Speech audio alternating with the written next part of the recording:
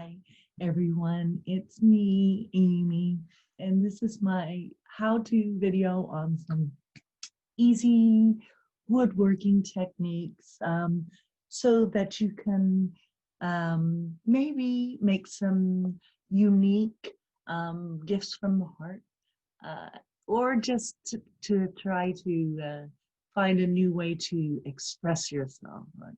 Let me go ahead and share my screen. All these presentations that I do are sponsored by the Natomas Garden and Arts Club. You can look at our website, natomasgac.org, and see all the wonderful creative resources that we are trying to present to our community. This one, December 2020, Easy Wood Carving Techniques. So I'm going to talk to you about the reasons that I like to work with wood. Now, if I had to say, I would say wood carving would be my chosen artistic medium. I love wood. I think wood is beautiful. I think that it's very useful. It's a resource that's available. I'll talk to you about some different kinds of woodworking, types of woodworking you can do, and what tools. When I say woodworking, I'm not talking carpentry. I'm just talking about carving and decorating. But, I'll talk about the tools we use, how to pick your design, the philosophy of your work. Don't look back. Be bold when you design and when you work. And then I'll give you some references and share my contact information with you. I definitely want to talk to you about the beauty of wood. I love wood. Wood is beautiful. Burl wood, root wood, branches, wrapped and twisted wood all have character. When I was a child, I remember my dad looking at trees and going, "Oh, look at the shape of that one," and "Oh, look at the shape of that one." And I've inherited that awe and wonder when I look at wood. And I find that sometimes I have a project in mind when I go looking for wood. More often than not, the wood will tell me what it wants to be. So this, for example, is a tree that we took out of the yard. My husband dug it out of the yard, and it was just so beautiful, and to me looked like is a confluence of what it looked like to me and what I saw in it. I do believe that the eye sees what it wants to see, and this Medusa theme recurs in a lot of my art. But the knotting of the roots and the intricate, I can visualize the carving in it. I've been working on, haven't been working on it, but it's a work in progress for many years now. But the face and the hands, definitely they carve themselves. And so inspirational words. The purpose of art is washing the dust of daily life off of our souls. Pablo Picasso said it really well. Art is around us. It's to us to appreciate it. I do think that the human spirit, the human mind, artistic expression helps to elevate the collective soul of humanity, if you were. That doesn't sound too lofty, but I do think that personal expression, creativity, imagination are positive attributes. I hope you can read this as the purposes of woodworking. These are the types of woodworking I was referring to. You can work art as a decoration. It lends a personal or historical cultural element. For centuries, art has been used to embellish furniture, architecture, frames. Also, like I said, wood is practical because it's abundant. So wooden spoons, chopstick, hashi, easy to carve, great project to start with. And finally, my most important purpose for working with wood is that it feeds my soul. Looking at nature aesthetically or with a creative or an imaginative eye expands your world, it expands your soul, and it opens your mind to a myriad of possibilities. Like I said, I don't want to sound too lofty, but we're talking about, this is a piece that I made. This is a home for a gnome. Got a first prize ribbon in the California State Fair. I do love this. I have a fairy house in my front yard. I would probably do a whole series on everybody finding a tree that wants a fairy house in it and putting them up. I think it increases property value. So you can use your wood for embellishment, you can use it for functional things, or you can make crazy things like houses for your gnomes. Here's a box that I bought. I buy these Middle Eastern, Asian, Latino boxes that are all carved, just beautiful different decorations, different woodworking projects, spoons and hashi, like I said, salad tongs, bowls and trays are good also because they're simple. Candle holders, you can do it without turning them. Turning, that is to say, putting it on a spindle and working it round. If you can do it with an asymmetrical design or a more natural design. Picture frames. These are, this is a project in progress right now, but these are 2 rose branches that I pruned off. I've got a 40-year-old rose bush, climbing rose, and love the rosewood. But this one, I have to take the bark off of it and cut it down and attach it to a frame and put a picture in it, and then it will be done. But these are some of my objets d'art. Have very little work put into the one on the right. It's called Female Torso. I have it in a vignette that I did with my decoupage eggs, where I have a Victorian woman and a this piece and I have them in a cage, an egg that I've decoupaged on the outside with naked, on the inside with naked women, on the outside with women in Victorian dress. So it's kind of a weird profile. The other fellow on the left, like I said, sometimes all you need is a couple of contour lines. I just put in his spine and fluffed up his booty a little bit. But this guy, I just found him, and you don't even want to see the other side because he's perfect. He's absolutely perfect in every way. He knew what he wanted to be when I found him. So wood carving tools, I use these different carving tools. The X-Acto blade is what I actually use the most. This is the little gouger carving tool that I love because it makes a nice fine line. I don't know if you can get an image of that. I use sandpaper, different size files to shape and embellish the wood. And I'd like to point out, either get gloves or get Band-Aids, because you're gonna need them both probably. Handling wood with these very, very sharp objects and trying to poke holes and carve it's not for the faint of heart. So choose your wood, choose your design. You may know what you want to make. Like I knew that I wanted to find right angle branches to put together into a frame.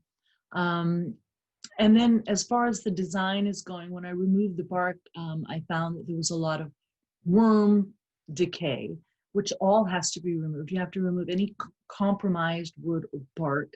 A way to preserve the wood is to use oil.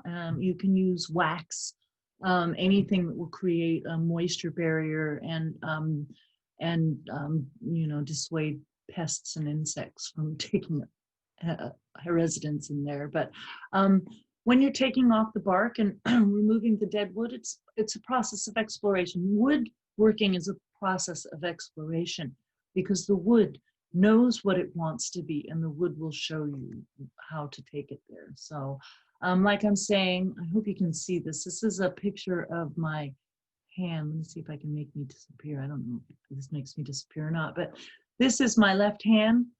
I found this piece of wood on the street in someone's yard waste pile, and I could see that it was a hand, and I carved it to look like my left hand. I don't know if you can get a visual on the similarities, but in the process, I did learn that a wood carving is subtractive. You can't put it back on once you take it off. So work slowly, stop often, look up. I got involved in the hands and the line and lost a little perspective on my pinky there. It bugs me to this day, but be flexible with your design. Don't look back. You keep a theme, a design motif, rather than an exact idea in your head. And like I said, let the wood take you there. And I don't know if you can see, but there's quite a bit of bark left on this, or parts of the bark. And I just patinaed it as I worked on it. So as far as inspiration, I like squiggly lines that overlap. I like scales. I like faces and body parts. On the right, you have the wood nymph, which is a piece of wood that I found, and as I was removing the bark and the dead wood, I could see the spine, I could see the legs and the torso emerge. But what's funny is that, and I don't know if you can see this from it, but right at the waistline is where I split the wood and flipped it up to make it into the upper torso from the bottom torso. Anyways, that is a body design is something that inspires me. You can see the swirly design that I made on another Medusa head that I made. The masks that I saw in the marketplace, beautiful. I love masks and faces. So these are some of the sources that I used on my Canva presentation. And this is my contact information, atokuhama@natomasgac.org. And the Natomas Garden and Arts Club website is natomasgac.org. It's a great website. There's a lot of links to some of my other how-to videos and some of the how-to videos from others of our club members. What you see there is my bird of paradise wand that I made a long time ago and gifted to my niece Natalia, and I told her I would show her how to do this. So let me stop my sharing and try to show you what I'm doing here. So this is a scale design and an overlapping design that I've worked out, and I've carved into the top of this a wood carving toolbox. But just to try to show you the steps and the tools that I used. So to do what I did here, get a good look at that. Okay, so here's the overlapping. That's this one here. And here are some scales. And these ones ended up being quite small. So I've got a larger size here. So what I did, and I'm just going to do this very quickly. I'm not going to go through the whole thing, but I started off with this character here. Well, actually, to tell you the truth, I started off with going over the lines of my my pen drawing with my X-Acto knife. And the X-Acto knife is one of my favorite tools, and also gotta say, one of the most dangerous. I mean, all these tools are pretty scary, but a X-Acto knife can cut you in more ways than some of the other tools. So then, and having done that, then I go back through, and this is a movement that I call worrying, where I just go back and forth, back and forth, back and forth. And I don't know if you can see me doing this, but it's just going to take out the lines between. Okay, so and this is a nice tool because it doesn't seem to mind the grain. because when you cross a grain, sometimes your cutting tool will hook into the grain and not want to cross the grain. But right now I'm crossing the grain right there, and it seems to be good. So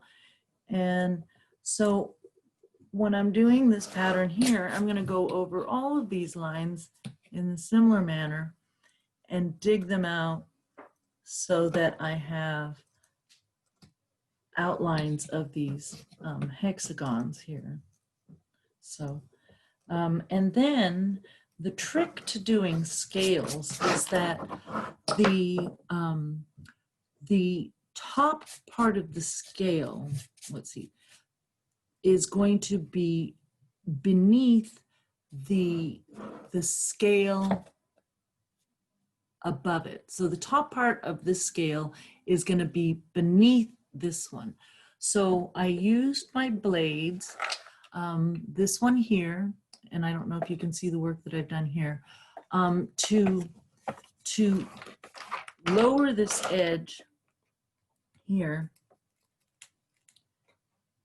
very slightly, so that the top is overlapping. And I don't know, I'm not sure if this is going to actually work for you to see what I'm doing. You see what I'm doing there? So that this scale will be on top of this scale by virtue of the fact that I'm reducing the height here. And then I'll leave that one tall over there. And you can go and like I was saying, worry this along. This is where my files come in, because you want to do your finer work, and just try to get this on camera here. Try to reduce the height of this the top of this scale, so that this one goes over it. And then when you do something like the snake, the over and under, the process that I did there was I took all these negative areas here and this one here, and I just removed them. And then it's the same kind of process of the over under maneuver that you're doing with the scales, except for it's the edges of the snake or the branch or whatever it is that's going on. So first thing you do, I don't know if you can see what I'm doing here, but I've outlined there the negative space, and then I'm just removing it. Try not to cut myself on camera. That would be bad. Okay. And this is a lot easier to do if you're not trying to hold it up, show people what you're doing. You want to take your time, and you get that all removed. And you want that removed to a certain depth, because what we're trying to show is, I don't know if you can see how deep the cuts are here on this one, but what you're trying to get is a bit of a over under, you know, so that's going to take recessing it. So then after these, and to accent this, see, I'm going to try to illustrate one of the overlaps. But what you're going to want to do is remove a very, very deep section at the overlap in your negative space, so that when you recess the overlapping branch, or the overlapped branch, I should say, there's a difference between how tall the top branch is, how tall the bottom branch is, and then how tall the background is, so that there is a 3D effect. You get the elevation of all of them, and I'm really trying not to cut myself on camera. Okay, so I'm going to dig this out. This is the negative space between the branches, and so I'm going to try to get this dug out really deep. really deep so that it's easy to determine that then here, and I should really have my gloves on. Okay, and then so then we have the spot here where this is on top and this one is going underneath. So I give myself a little cut line there, and then I just reduce the height of that ever so slightly, making sure that there's still a difference between that and the background. Okay. I don't know if you can see that, but there, this guy is dropping behind this guy. And I just repeat that, drop that really deep, drop this part really deep, and this part just not quite as deep. And that is how you get an over-under effect. So that's all I have for my advice. I got to clean up a lot of sawdust I just put all over the living room. I hope that that was clear enough for you.